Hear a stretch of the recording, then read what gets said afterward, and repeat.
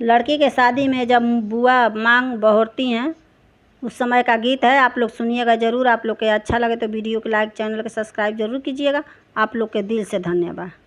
सोने के सिनरवा लियले कावन बुआ खाड़िए घुघुटा उठाव बेटी सेनुरा बढ़ाइए घुघुटा उठाव बेटी सेनुरा बढ़ाइए घुघुटा उठाव बेटी कैसे में घुघुटा उठाई मोरे बुआ ओ मड़ावा में बैठल बानी पापा जी हमारे मड़ावा में बैठल बानी पापा जी हमारे मड़ावा में बैठल बानी सोने के सिनरा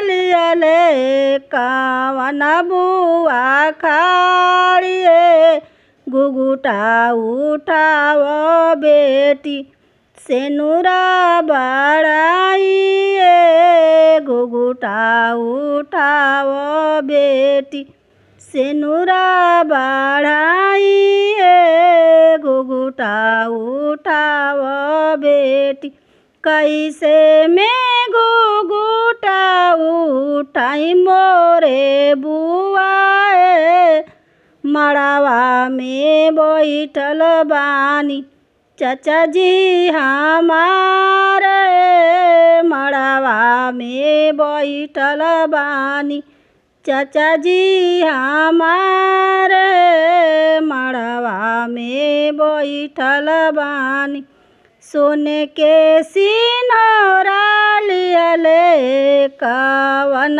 बुआ खाड़िए घुघुटा उठाव बेटी सेनुरा बढ़ाइए घुघुटा उठाव बेटी कैसे में घुघुटा उठाई मोरे बुआ मड़ावा में बैठल बानी भैया जी हमारे मड़ावा में बैठल बानी भैया जी हमारे मड़ावा में बैठल बानी।